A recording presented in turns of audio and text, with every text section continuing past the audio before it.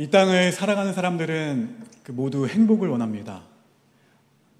그러기에 그 행복함을 찾기 위해서 힘찬 날개짓을 하면서 행복을 찾아다니는 모습을 많이 보곤 합니다.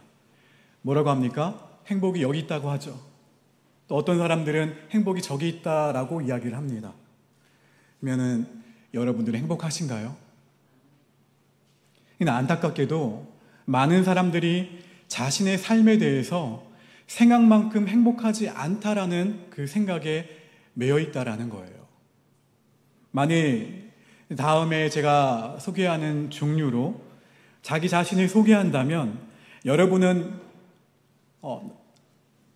무엇을 선택하시겠습니까? 첫 번째는 나는 세상에서 가장 행복하게 사는 사람입니다.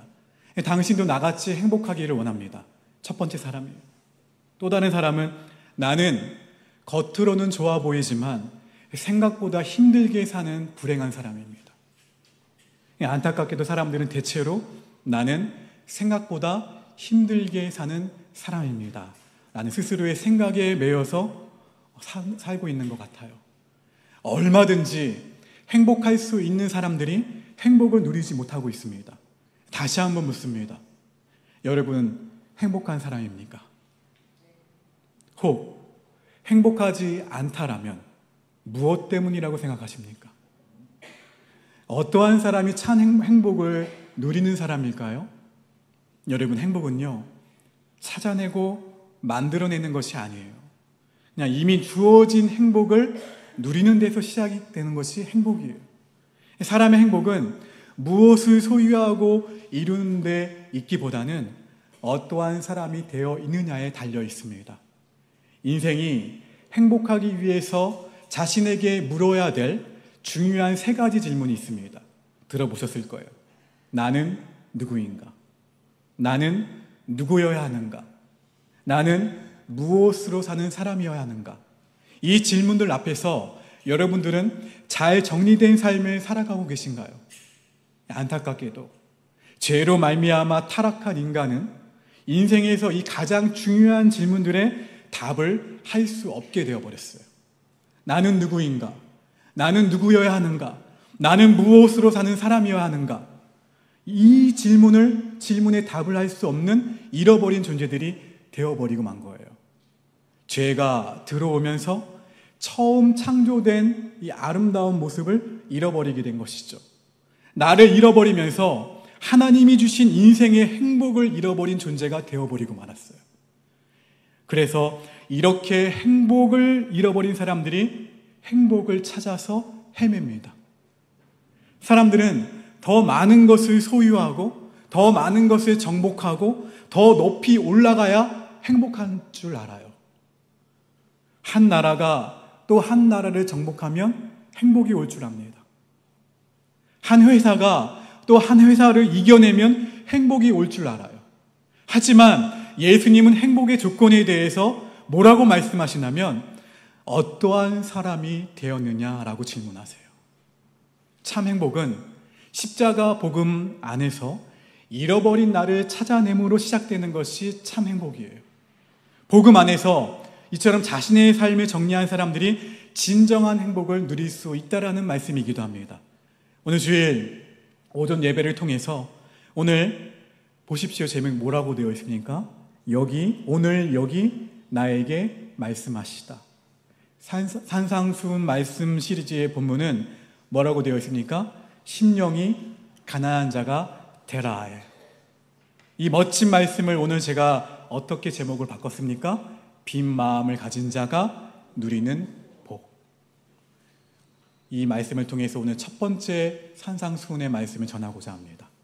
오늘 본문 마태복음 5장 3절의 말씀 함께 있습니다. 시작.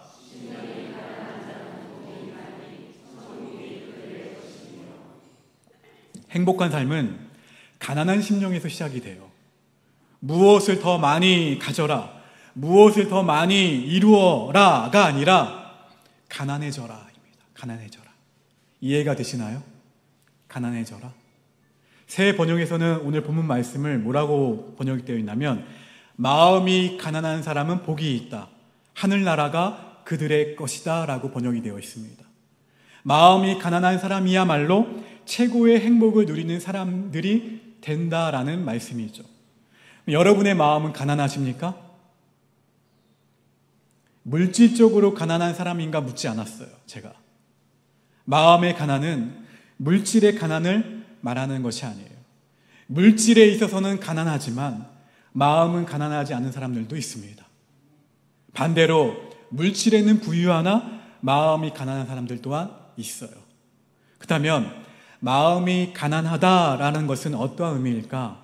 이 가난을 나타내는 헬라어는 푸토코스예요. 푸토코스 단어가. 보통의 가난이 아니라 처절할 정도의 가난을 의미합니다. 철저한 빈곤 상태로 누군가의 도움 없이는 전혀 살 수 없는 상태를 말해요. 푸토코스. 자신 안에는 도저히 가능성이 없는 상태를 의미합니다. 이 성경이 말하고 있는 이 마음의 가난, 이 가난을 잘 나타내고 있는 사람이 있어요. 누구냐면 누가복음 16장에 나오는 누굽니까? 거지 나사로. 거지 나사로가 처한 환경은 누군가의 도움이나 누군가의 자비가 없으면 생존이 불가능한 상황이었어요. 누가복음 16장 20절과 21절 함께 있습니다. 시작.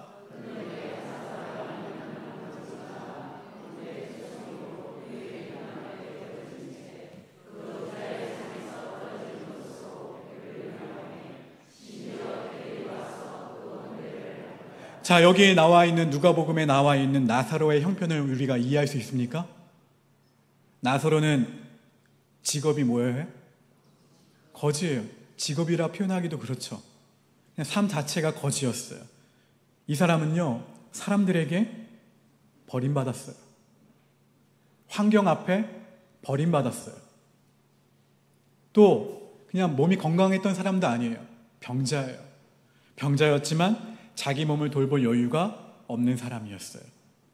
부자의 상에서 이 말씀 그대로 떨어진 음식으로 하루하루를 연명해 갔던 사람이 거지였어요. 거지 나사로예요.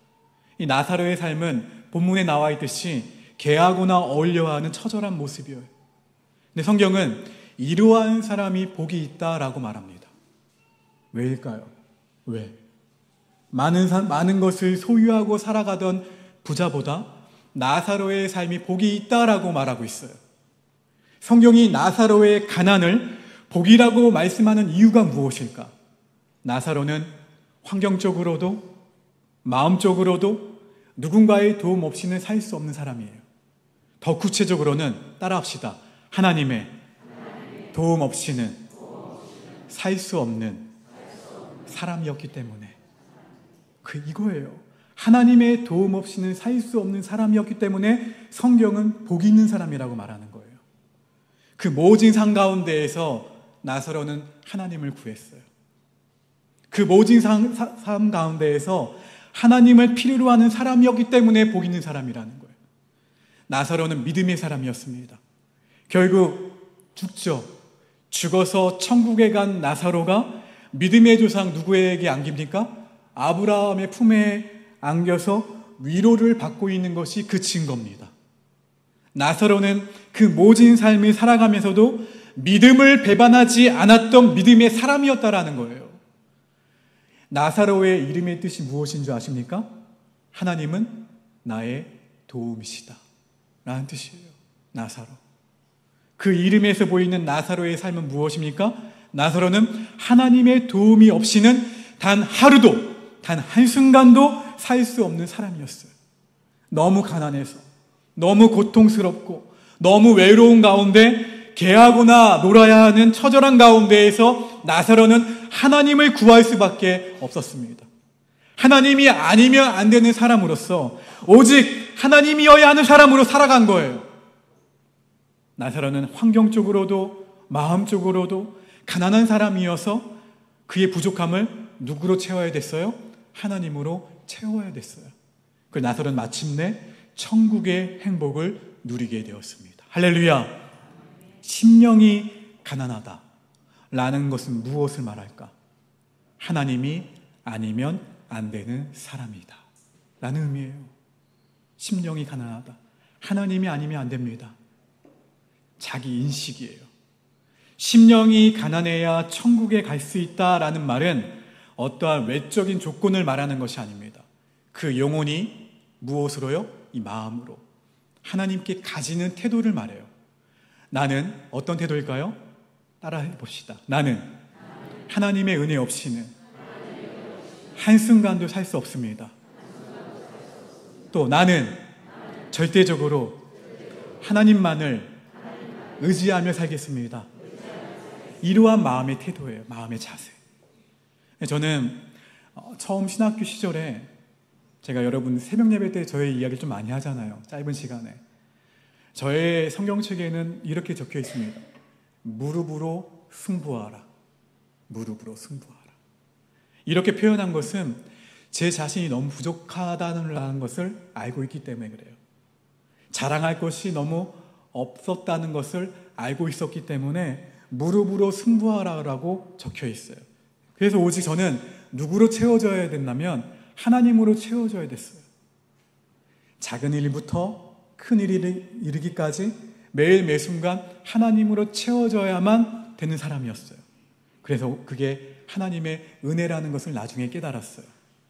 하나님을 놓아버리면 아무것도 할 수 없는 것이 오늘 말씀을 전하는 저입니다. 여러분에게도 권면합니다. 어떠한 프로그램을 진행을 하거나 무언가를 놓고 기도하거나 할 때 기도가 우선이 돼야 돼요. 그 빈 마음들이 무엇으로 채워져야 돼요? 하나님으로 채워져야 돼요. 내가 그러지 않는다면 굉장히 깨져버린 순간들을 많이 마주하게 될 거예요. 여기 사도 바울의 고백이 있습니다. 함께 마음으로 되새겨 보기를 원합니다. 고린도전서 15장 10절의 말씀 함께 있습니다. 시작. 그러나 내가 나 된 것은 하나님의 은혜로 된 것이니 내게 주신 그의 은혜가 헛되지 아니하여 내가 모든 사도보다 더 많이 수고하였으나 내가 한 것이 아니요 오직 나와 함께 하신 하나님의 은혜로라.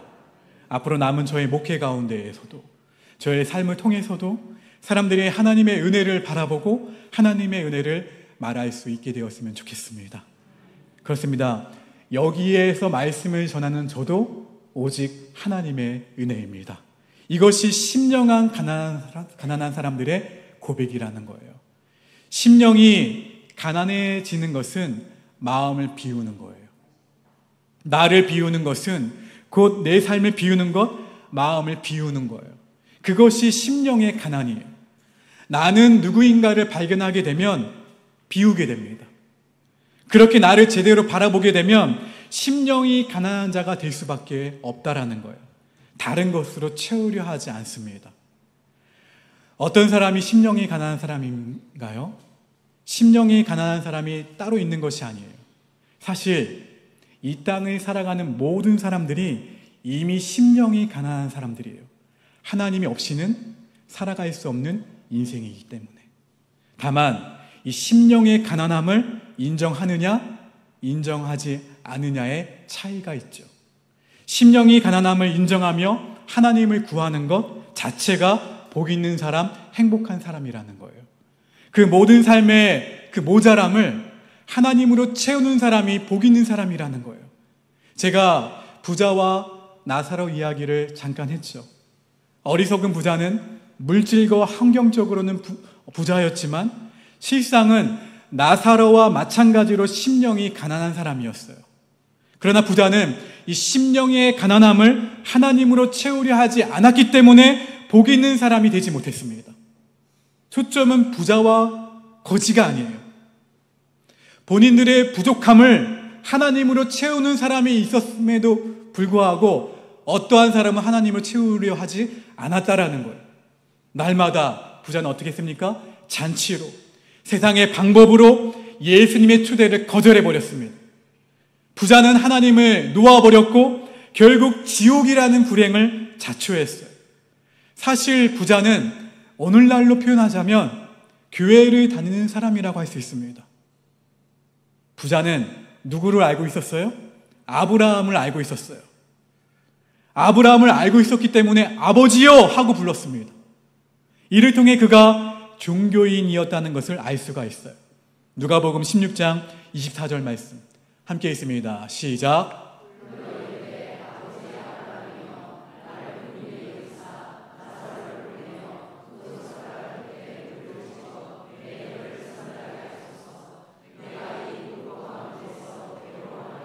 결국 지옥에 간 부자의 안타까움은 교회를 다니지 않았던 것이 아니라 하나님을 필요로 하지 않은 채 살았다라는 거예요. 그 심령의 가난함을 하나님으로 채우려 하지 않았고 세상 사람들과 같은 방법으로 채웠던 사람이에요. 그 부자는 하나님으로 채우지 않으면 안 되는 마음이 가난한 사람이어야 했어요. 여러분, 나사로의 복은 가난함이라는 환경 자체가 아니에요. 가난한 가운데 그 모자람을 하나님으로 채우려 했기 때문에 복이 있는 사람이에요. 근데 안타깝게도 수많은 사람들은 심령이 가난한 가운데에서도 누구를 찾지 않아요? 하나님을 찾지 않아요. 자기 의로, 세상의 많은 것들로 그 가난한 마음을 채워보려 합니다. 물질의 부유함으로, 성공으로, 취미활동으로 그 빈 마음을 채우려고 해요. 그러나 심령의 가난함은 하나님 외에는 절대로 채우실 수가 없어요. 여러분은 그 마음의 가난을 처절하게 느껴보셨나요? 여기에서 나는 누구여야 하는가를 발견하게 됩니다. 여기 심령이 가난한 자의 외침이 있어요. 먼저 사도 바울의 외침을 들어볼까요? 로마서 7장 24절 함께 고백합니다. 시작.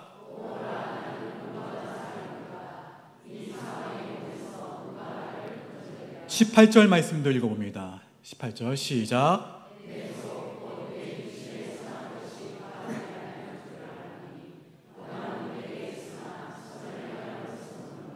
사도 바울이 자신에 대해서 파산 선고를 하고 있는 외침이에요. 사도 바울은 자신의 죄와 자신의 무능력을 발견하는 데서 복음의 절대 필요를 외치고 있어요. 하나님의 그 엄청난 거룩과 영광을 바라보면서 또 죽음과 진노와 심판 앞에서 마음의 가난함을 본 거예요. 다른 말로 누구 앞에서? 하나님 앞에서 깨어진 마음이 된 거예요.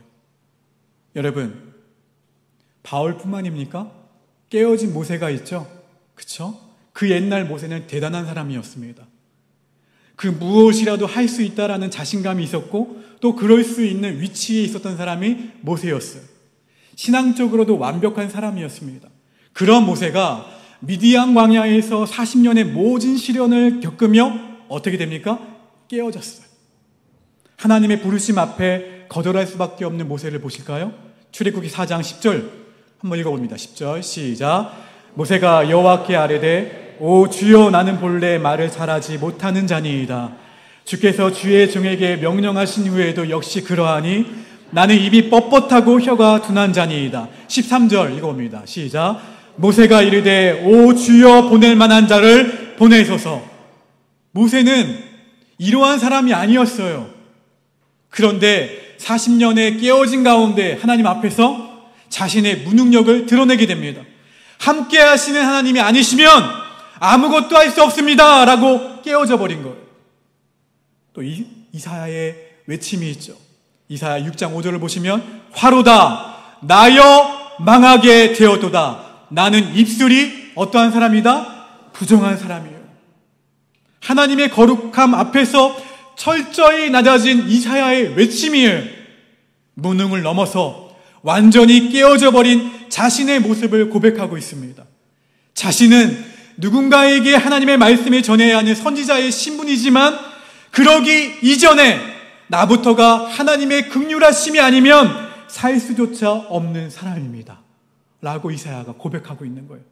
심령이 가난해지지 않고서는, 깨어진 마음이 아니고서는 하나님 앞에 설 수 없습니다. 그래서 하나님은 때로 환경을 통해 우리의 심령을 어떻게 하세요? 가난하게 만드세요. 나는 못합니다. 나는 죄인입니다. 나는 연약한 사람입니다. 하나님은 이 고백을 받아내시기 위해서 가난한 마음을 원하신다는 거예요. 놀라운 것은요, 이 고백을 경험한 사람들마다 새로운 시작을 경험했다라는 거예요. 이것이 나는 무엇으로 사는 사람이어야 하는가라는 물음의 시작이에요. 새로운 삶을 시작하는 사도 바울의 고백을 한번 들어볼까요? 고린도후서 11장 30절 함께 있습니다. 시작. 내가 약한 것을 자랑하리라. 할렐루야. 무엇을 자랑하고 있습니까? 약한 것을. 내 약함을 자랑하게 되었다라는 것은 따라합시다. 오직 하나님만을 자랑하며 살겠다. 할렐루야. 이 고백이에요. 내가 약한 것을 자랑하리라. 나는 오직 하나님만을 자랑하겠습니다. 이거예요. 심령이 가난한 사람은 진정한 필요를 하나님으로 채워요. 마음이 깨어진 자는 치유를 기대합니다. 세상으로 가득 차 있던 자신의 가난을 바라본 자는 하나님을 바라봐요. 가난으로 인해 하나님의 은혜와 하나님의 긍휼을 매일 매 순간 필요로 합니다. 그래서 나는 하나님 없이는 못 삽니다. 라고 고백하는 거예요. 하나님 앞에서 깨어진 순간 나는 아무것도 아니다라는 영적 파산을 깨닫는 순간 마음이 어떻게 되는 거예요? 가난해지는 거예요. 이때부터 기막힌 심정으로 누구를 갈망하게 됩니까? 하나님을 갈망하게 돼요. 이 가난한 마음의 핵심은 바로 하나님을 향한 갈망이에요. 가난해진 마음이 오직 주님만으로 채워지기를 열망하는 마음. 하지만 사람이요, 갈급하다고 해서 무조건 하나님을 찾는 것은 아니에요. 환경은 갈급한데, 상황은 급박한데 하나님 앞에 무릎 꿇지 않는 그리스도인들이 얼마나 많은지 몰라요. 그 갈급한 상황을 돈으로 채우려고 합니다. 명의로 채우려 하고, 여행으로 채우려고 하고, 취미로 채우려 하고, 그리고 사람으로 채우려 하면서 정작 누구를 찾지 않아요? 하나님을 찾지 않아요. 마치 거지 나사로를 동정하던 부자처럼 말입니다. 그러한 사람은 마음이 가난한 자일 수는 있으나 복 있는 자는 되지는 못한다라는 거예요. 여러분, 내 갈급한 마음을 하나님이 채워주실 것이라고 믿고 주님을 갈망하는 자가 되기를 주의 이름으로 간절히 축원합니다. 그러면 천국이 그들의 것이 되는 거예요. 가난한 마음은 더 이상 내가 주인이 아니라고 느끼는 마음이에요. 나는 내 스스로 아무것도 할 수 없다라는 것을 완전히 깨달은 사람만이 복 있는 사람이에요. 가난하다라는 말은 소유가 적다는 의미죠. 마음이 가난하다라는 말은 내 마음을 누가 소유하지 않는 거예요? 내가 소유하지 않는 거예요. 내 마음을 내가 소유하지 않고 누구에게 돌려드리는 거예요? 하나님께, 본래의 주인 되신 하나님께 내어드리는 거예요. 그럴 때 진정한 천국의 삶을 누릴 수 있다라는 말씀이 오늘 산상수훈의 말씀이에요. 하나님 나라를 경험할 수 있다. 자, 그럼 질문입니다. 심령이 가난한 자와 반대되는 개념 무엇입니까? 심령이 풍족한 사람일까요? 아니에요. 교만한 사람이에요. 물론 교만한 사람들은 스스로 교만하다라고 생각하지 않아요. 그래서 자신이 교만하다라고 인정하는 사람은 그래도 희망이 있어요. 가수 시인가 춘장이 불렀던 가시나무라는 노래가 있습니다. 하덕규 씨가 작사, 작곡하셨고 노래를 부르셨죠. 나중에 가수 조성모 씨가 리메이크해서 부른 노래죠. 이 곡은 복음성가입니다. 사실 여러분, 가사는 어떻죠? 내 속엔 내가 너무도 많아 당신의 쉴 곳 없네. 내 속엔 헛된 바람들로 당신의 편할 곳 없네. 내 속엔 내가 어쩔 수 없는 어둠, 당신의 쉴 자리를 뺏고, 내 속엔 내가 이길 수 없는 슬픔, 무성한 가시나무 숲 같네. 바람만 불면 그 메마른 가지 서로 부대끼며 우려대고, 쉴 곳을 찾아 지쳐 날아온 어린 새들로 가시에 찔려 날아가고, 바람만 불면 외롭고 또 괴로워 슬픈 노래를 부르던 날이 많았는데, 내 속엔 내가 너무도 많아 당신의 쉴 곳 없네. 내 속에 내 것이 너무나도 많아서 사랑하는 주님조차도 쉴 곳이 없는 인생의 안타까움을 노래하고 있는 거예요. 하나님이 들어오실 자리가 없다라는 거예요. 그렇다면 우리의 삶은, 우리의 마음은 어떠십니까? 나도 내 속에 내 것이 너무 많은 사람은 아닌지. 따지고 보면 우리 사이에 일어나는 많은 다툼, 시기와 질투는 내 속에 내가 너무 많아서 일어나는 것들이지 않습니까? 그렇게 사랑해서 결혼을 하셨잖아요. 부부가 되었음에도 배우자가 마음에 들지 않는 것도 내 속에 내가 너무 많아서가 아닌가요? 지금 누군가를 미워하는 것도 사실은 내가 너무 내 속에 내가 너무 많아서가 아닌가요? 지금 나는 행복하지 않다며 불만족스러워하는 것도 내 속에 내가 너무 많아서 그런 것이 아닌가요? 지금 누구 때문이라고, 무엇 때문이라고 외치고 있는 것도 사실은 내 속에 내가 너무 많아서가 아닌가요? 지금 누가 여러분을 힘들게 하고 있나요? 여러분 자신을 힘들게 하는 것은 내 속에 너무 많이 자리 잡고 있는 내가 아닌가요? 하나님 앞에서도 또 사람 앞에서도 우리는 언제나 빈 마음이 아니에요. 속지 마세요. 지금 우리를 힘들게 하는 것은 우리 속에 숨어있는 우리 자신입니다. 그 마음을 어떻게 해야 돼요? 비워내야 비로소 행복한 삶을 살 수 있다라는 거예요. 주님은 이렇게 말씀하십니다. 내가 너와 함께 할 수 있도록 너의 마음을 비우지 않겠니? 이제 주님은 마음이 가난한 자에게 주어지는 복을 말씀하시죠. 심령이 가난한 자는 무엇이요? 천국이 그들의 것이다. 천국이 그들의 것이미요 라는 말은 천국에 가기 위해서는 심령이 가난해져야 된다라는 말이 아니에요. 우리가 복음 안에서 잘 아는 대로 천국은 우리의 어떤 행위로 얻어지는 것이 아니에요. 천국은 오직 믿음으로 가는 것이고 그리고 은혜 안에서 천국 백성이 되는 거예요. 무엇보다 주 예수 그리스도를 믿는 우리는 이미 천국 백성이 되었습니다. 그렇다면 천국이 그들의 것이미요 라는 예수님의 말씀은 무엇인가요? 이 말씀은 심령이 가난해진 사람들이 천국을 누리게 된다라는 말씀이에요. 하나님 나라에 대한 바리새인의 질문에 예수님이 주신 대답이 있어요. 말씀이 있어요.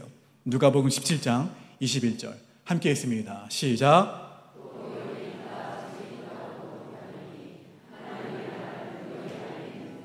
이미 천국 백성 된 사람들로서 마음을 어떻게 될 때?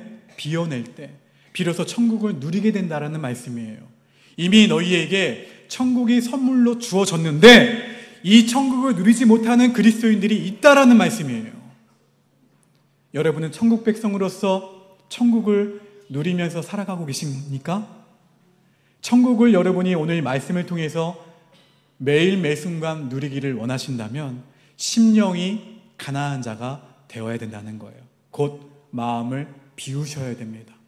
마음을 비운 자들은 모든 상황 가운데에서 천국을 만들어내는 축복을 누리게 된다는 말씀이에요. 여기서 중요한 말은 모든 상황입니다. 모든 상황. 모든 상황이라는 말이 중요해요. 나를 핍박하는 사람들 앞에서 무엇을 만들어내는 사람이에요? 천국을 만들어내는 사람. 사자굴 앞에서도 감옥에서도 천국을 누리는 사람. 이것은 비움으로 담아내는 하나님의 축복이에요. 내 마음과 내 삶 가운데에서 끊임없이 비워내는 거예요. 욕심을 비우고 남을 이겨먹고자 하는 마음도 비우고 정욕도 비우고 시기도 비우고 미움도 비우는 거예요. 이것이 하나님이 우리에게 원하시는 그리스도인들의 모습이에요. 모세는 자신을 비워냈을 때 새로운 시작을 만났어요. 어디에서요? 미디안 광야에서. 요셉도 비움으로써 새로운 시작을 만났죠. 어디에서요? 감옥에서. 욥도 자신을 비우자 새롭게 시작할 수 있었습니다. 나에게는 심령의 가난함이 있습니까? 나 자신의 전적 무력과 결핍을 깨닫고 있습니까? 나 자신에게서는 아무것도 기대하지 않고 있습니까? 나 자신에게 있는 어떠한 것도 의지하고 있지 않습니까? 나는 오직 하나님 한 분께 모든 것을 기대하고 모든 것을 바라고 있습니까? 난 철저히 하나님 한 분만을 의존하며 사는 사람입니까? 만일 이러한 본질적인 특성을 여러분이 소유하고 있다면 나는 천국을 소유한 자예요.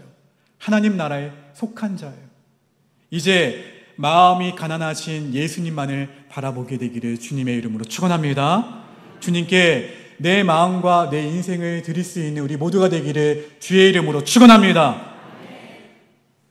해결할 능력도 없습니다. 사실 그렇죠.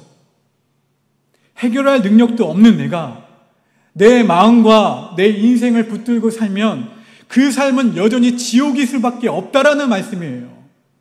주님은 마태복음 11장 28절에서 말씀하시죠. 함께 있습니다. 시작. 수고하고 무거운 짐진 자들아 다 내게로 오라. 내가 너희를 쉬게 하리라. 주님께 모든 것을 맡기고 주인의 자리를 내어드리면 비로소 천국의 삶을 살 수 있다라는 말씀이에요. 진정 복된 삶이 무엇인지 경험할 수 있다라는 말씀입니다. 우리의 모범이신 예수님도 그 마음을 비우셨어요. 하나님 앞에서 자신을 비우셨으니 하나님과 동등됨을 취하지 않으셨습니다. 마태복음 26장의 말씀 함께 있습니다. 시작. 너는 내가 내 아버지께 구하여 지금 12군단 더 되는 천사를 보내시게 할 수 없는 줄로 아느냐. 모든 것을 하실 수 있는 예수님은 자신을 어떻게 하셨어요? 비우사 원수들에게 맡기셨어요. 때리면 맞으시고 끌고 가면 끌려가시고 십자가에 달면 달리셨어요. 아무것도 할 수 없는 분처럼 자신을 비우셨습니다. 마가복음 14장 36절 나의 원대로 마시옵고 누구의 원대로 하옵소서?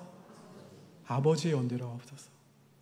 그 비워냄이 마귀의 권세를 깨트려 버리신 거예요. 할렐루야. 세상의 눈으로 볼 때는 실패한 자인데 실상은 이긴 자가 되신 거예요. 그 주님이 우리에게도 동일하게 말씀하십니다. 너도 나처럼 비워내고 하나님을 의지하고 순종해서 승리하는 자가 되라. 내 마음을 주님께 드리기 위해 마음을 비우셔야 합니다. 그리고 여러분, 마음을 비워드리는 것조차 누구에게 맡기셔야 돼요? 하나님께 맡기셔야 돼요. 마음을 가난하게 하는 것에서부터 나 자신의 무능을 인정하셔야 돼요. 전적으로 주님께 모든 것을 맡겨드리셔야 됩니다. 나는 할 수 없습니다 라고 성령의 도우심을 구하셔야 돼요. 주님이 왜 우리에게 빈 마음을 원하실까? 산상수훈의 첫 대목에서 그 설교에서 왜 빈 마음을 원하실까? 담아주고 싶은 것들이 많으셔서 그래요. 비워내야만 주시잖아요. 하나님의 사랑을 주시잖아요. 비워내야만 하나님의 마음을 주시잖아요. 비워내야만 하나님의 비전을 주시잖아요. 비워내야만 하나님의 나라를 주시잖아요. 비워내야만 하나님의 축복을 주시잖아요. 채워주시기를 원하시는 하나님의 마음. 심령이 가난한 자는 천국이 그들의 것임이요. 천국에 있는 많은 것들을 우리의 빈 마음에, 우리의 삶에 담아주고 싶은 하나님의 마음이 느껴지십니까? 마음을 비운 사람들에게는 천국이 내 것이 됩니다. 천국이 내 안에 있으면 천국에 있는 많은 것들이 내 것이 돼요. 그런데 그런 것들을 담기에는 내 속에 너무 많은 것들이 있다라는 말씀이에요. 우리의 마음을 비워내지 않고는, 가난해지지 않고는 그것을 받을 수가 없다라는 말씀이에요. 비워낼 수 있어야 됩니다. 내 마음의 그릇을. 내 삶을 비워내면 하나님이 더 풍성한 것들로 채워주심을 믿으시기를 주님의 이름으로 축원합니다. 빈 마음으로 주님의 초대에 응하셔야 돼요. 그러면 우리 주님이 보혈과 성령의 은혜로 가득 채워주십니다. 자, 따라합시다. 주여, 저는 다시 주여, 저는 가난한 사람입니다. 하늘의 것으로 가득 채워 주십시오. 할렐루야. 이 말씀 담아 함께 결단하며 나아갑시다.